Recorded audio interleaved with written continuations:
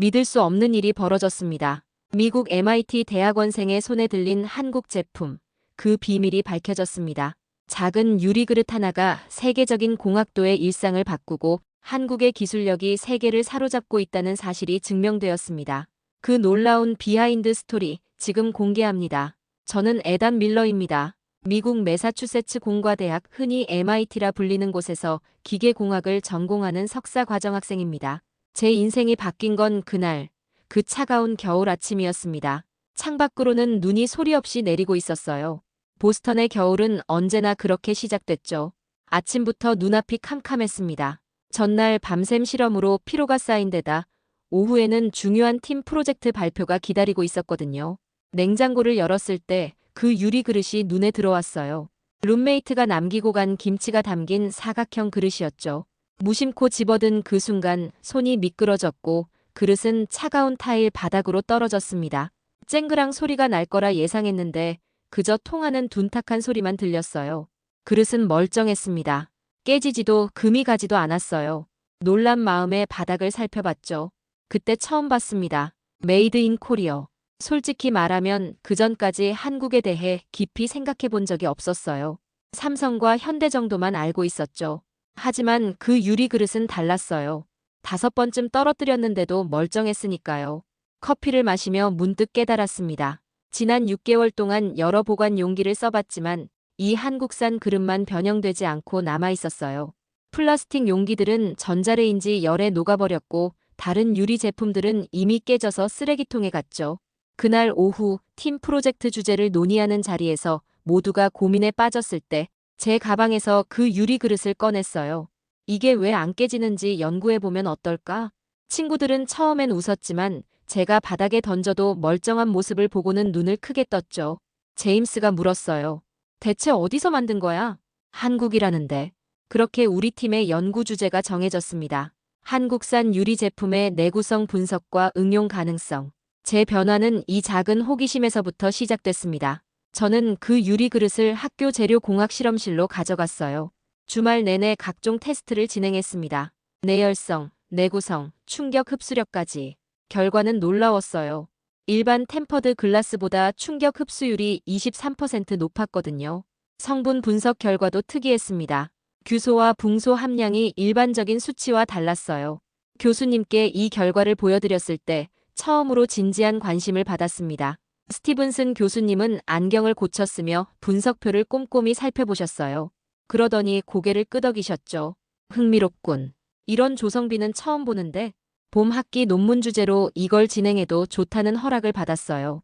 하지만 더 깊이 들어가려면 제조 공정을 알아야 했습니다. 인터넷 검색으로는 한계가 있었어요. 그래서 한국 대학원생을 찾아다녔어요. 마침내 화학과의 한국 학생을 만났습니다. 그는 제 이야기를 듣더니 웃음을 참지 못했어요. 그 브랜드는 우리 고향 근처에서 만들어요.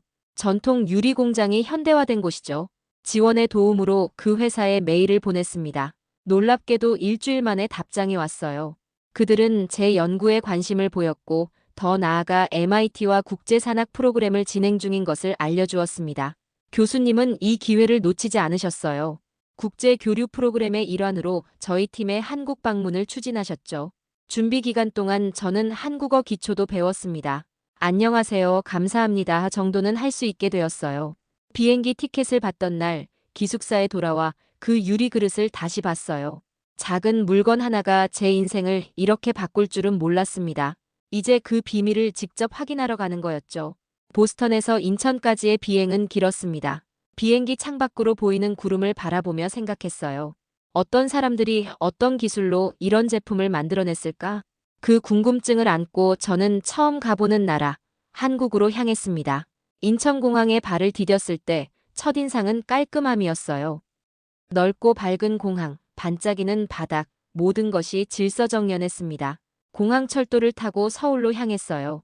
창밖으로 보이는 풍경이 신기했습니다. 고층 아파트들과 푸른 산이 어우러진 모습이 보스턴과는 사뭇 달랐거든요. 서울에서 하룻밤을 보낸 후 다음 날 아침 일찍 유리 공장이 있는 지방 도시로 향했습니다. KTX라는 고속열차를 탔는데 시속 300km로 달리는 속도감이 인상적이었어요.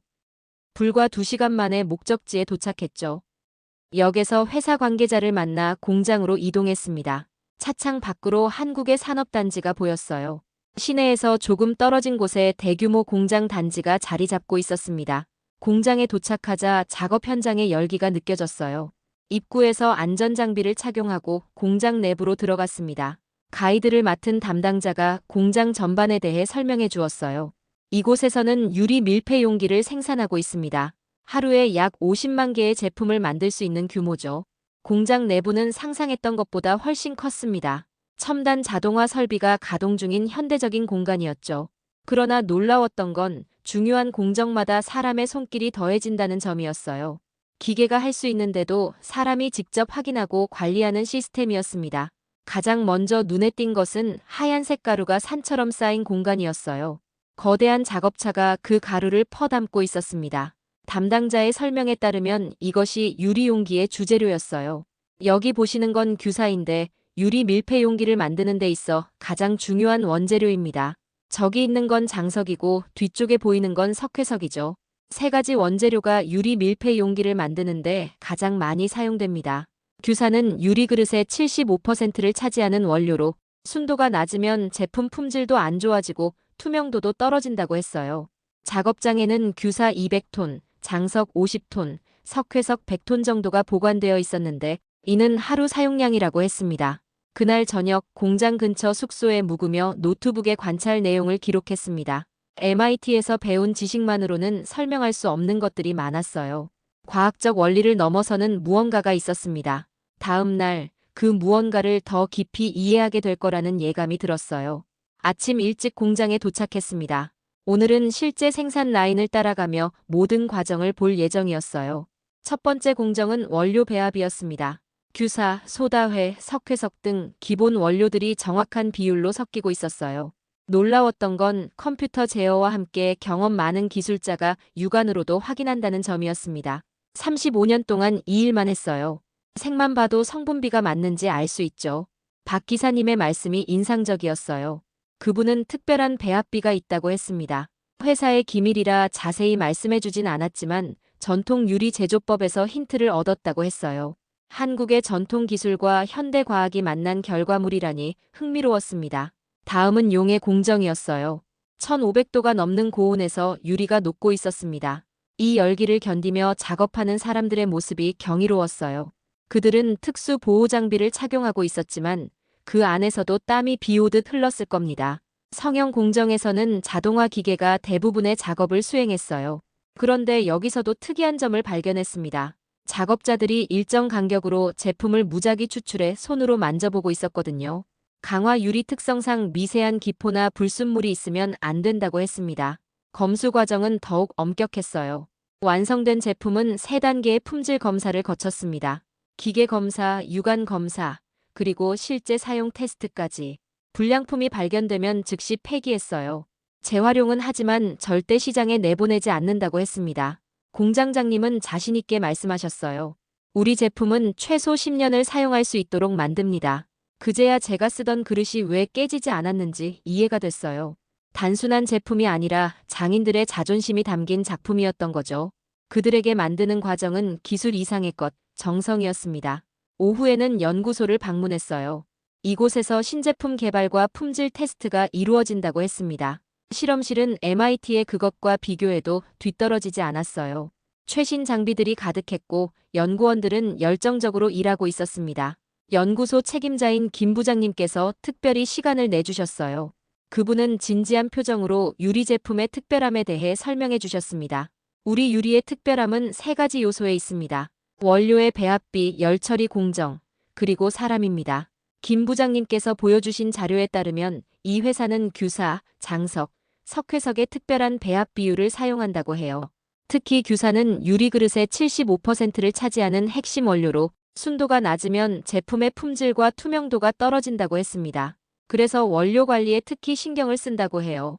또한 강화 과정에서 특별한 열처리 방식을 적용한다고 했습니다. 성형을 마친 제품에 다시 열을 가한 후 찬바람으로 냉각시켜 그릇의 강도를 높이는 방식이었어요. 10m나 되는 강화로를 거치는 이 과정이 유리 밀폐 용기의 내구성을 결정한다고 했습니다. 품질 검사 과정도 놀라웠어요. 무작위로 추출한 제품을 190도 이상 달궈 20도 이하의 냉수에 넣는 열충격 테스트, 다이아몬드 커팅 실로 긁어보는 강도 테스트, 1m 높이에서 쇠구슬을 떨어뜨리는 충격 테스트까지. 이런 엄격한 테스트를 1시간마다 진행한다고 했어요. 연구소 한편에서는 친환경 소재 개발도 진행 중이었어요. 김 부장님은 최근 전 세계적으로 환경 문제에 대한 관심이 늘면서 플라스틱 대신 유리 용기를 찾는 수요가 증가하고 있다고 설명했습니다. 이에 맞춰 다양한 종류의 유리 밀폐 용기를 개발하고 있었어요. 김 부장님께서는 제가 가져온 그 유리 그릇을 살펴보시더니 고개를 끄덕이셨습니다. 이전 모델이군요. 지금은 더 개선된 제품을 만들고 있어요. 그 말씀을 듣고 깨달았어요. 이 회사는 이미 좋은 제품을 만들고 있으면서도 끊임없이 발전을 추구하고 있었던 겁니다. 만족하지 않는 정신, 더 나은 것을 향한 열망이 느껴졌어요. 퇴근 시간이 다가오자 연구원들과 작업자들이 모여 짧은 회의를 했습니다. 오늘의 생산량, 품질 상태, 개선점을 공유하는 시간이었어요. 그들의 진지한 표정에서 책임감이 느껴졌습니다. 이것이 한국 제품의 힘이구나 생각했어요. 셋째 날, 공장 투어의 마지막 날이었습니다. 김 부장님께서 특별한 분을 소개해 주셨어요. 무려 35년간 이 공장에서 근무해온 박 기사님이었습니다. 그분은 흰머리가 많으셨지만 눈빛만은 젊은이처럼 반짝였어요. 박 기사님은 작은 휴게실로 우리를 안내하셨습니다.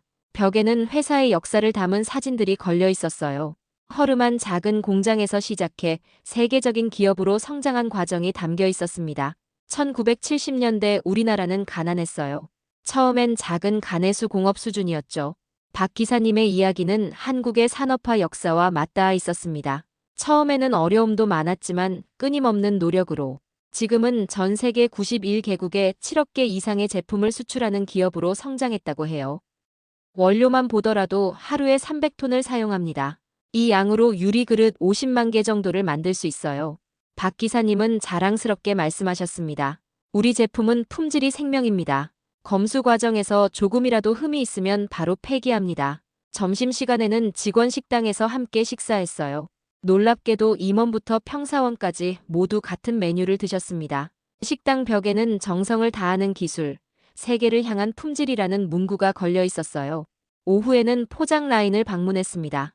120여 명의 직원들이 나라별로 다른 포장과 설명서로 제품을 준비하고 있었어요. 한 베테랑 직원이 자랑스럽게 말했습니다. 미국이나 유럽에서는 뭐든 세트로 된 제품을 좋아하고 동남아에서는 단품을 선호해요. 나라마다 취향이 달라서 그에 맞춰 포장해야 합니다. 창고에는 약 120만 세트의 제품이 쌓여 있었는데 이는 불과 15일 분량의 출고량이라고 했습니다. 그날 미국의 한 대형마트로 보내질 컨테이너를 싣는 작업도 볼 수 있었어요. 한 작업자가 조용히 말했습니다. 우리가 만든 제품이 먼 나라의 가정에서 사용되고 있다고 생각하면 보람을 느껴요. 그 말을 들으며 가슴이 뭉클했습니다. 제가 본 것은 단순한 제조업이 아닌 진정한 장인 정신이었어요. 그들에게 유리 밀폐 용기를 만드는 일은 단순한 생산이 아니라 자부심과 책임감이 담긴 작업이었습니다. 창고를 나오며 박 기사님이 미소 지으며 말씀하셨어요. 전시회에 가면 외국 바이어들이 메이드 인 코리어를 보고 좋아합니다.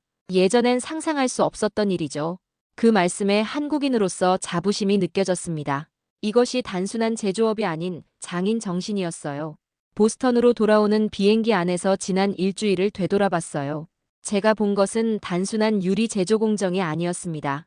그것은 한 나라의 발전 의지, 끊임없는 혁신 정신, 그리고 장인들의 자부심이었어요. 미국 땅을 밟자마자 묘한 감정이 밀려왔습니다. 제 자취방 냉장고 속 그 유리 그릇이 새롭게 보일 것 같았어요. 그건 더 이상 단순한 용기가 아니었으니까요. 그 안에는 수백 명의 한국 장인들의 정성과 땀이 담겨 있었습니다. 기숙사에 돌아온 첫날, 룸메이트 마이크가 저녁을 준비하고 있었어요. 놀랍게도 그의 손에는 제가 연구했던 것과 똑같은 브랜드의 유리 용기가 들려 있었습니다.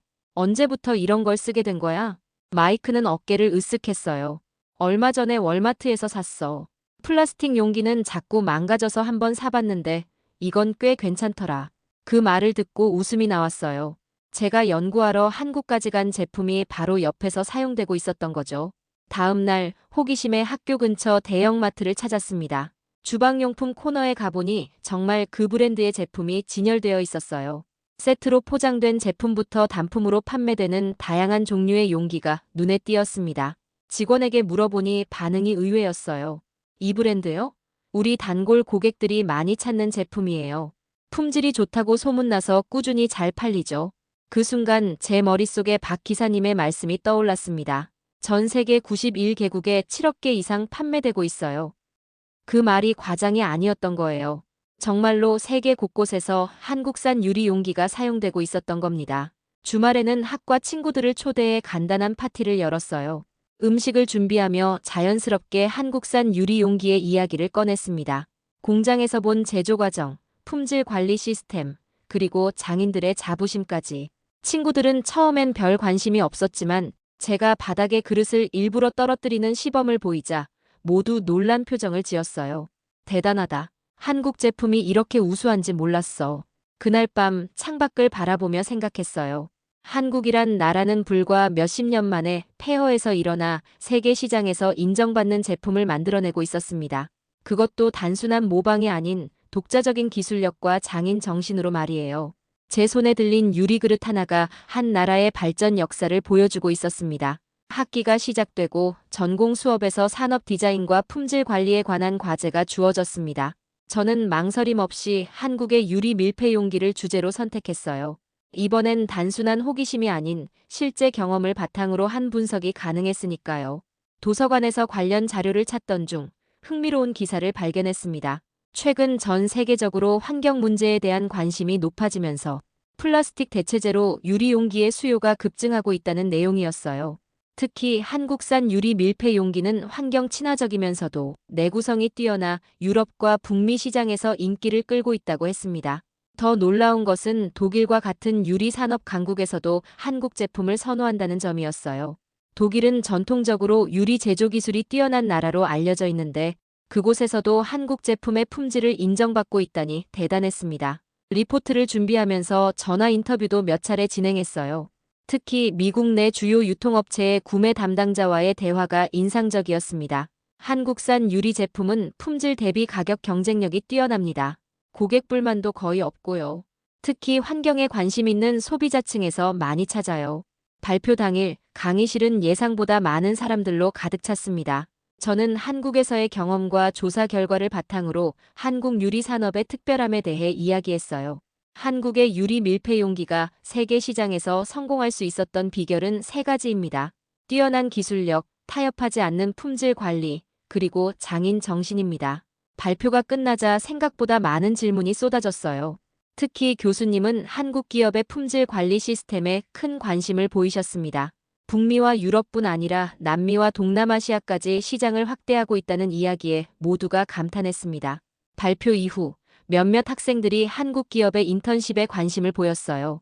저도 졸업 후의 진로로 한국 기업과 연계된 일을 고려하게 되었습니다.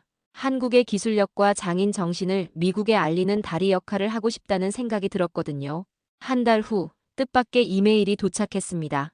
제 발표 내용이 학교 웹사이트에 게시되었고 그것을 본 한국 기업 측에서 감사의 메시지를 보내온 거예요. 그들은 제가 한국의 제조업을 미국에 알리는데 기여했다며 언제든 다시 한국을 방문하면 공장 견학을 환영하겠다고 했습니다. 지금도 저는 냉장고를 열 때마다 그 유리 그릇을 보며 미소 짓게 됩니다. 단순한 용기 하나가 국가의 발전과 장인 정신, 그리고 세계적인 성공 스토리를 담고 있다는 사실이 놀랍기 때문이에요. 메이드 인 코리어는 이제 제게 특별한 의미로 다가옵니다. 오늘은 한국의 작은 유리 그릇 하나가 어떻게 국경을 넘어 세계를 연결하는지 보았습니다. 오늘 사연에 대한 여러분의 생각을 남겨주세요. 내일도 한국의 또 다른 감동 이야기로 찾아뵙겠습니다. 귀한 시간 내주셔서 감사합니다. 지금까지 감동 신호등이었습니다.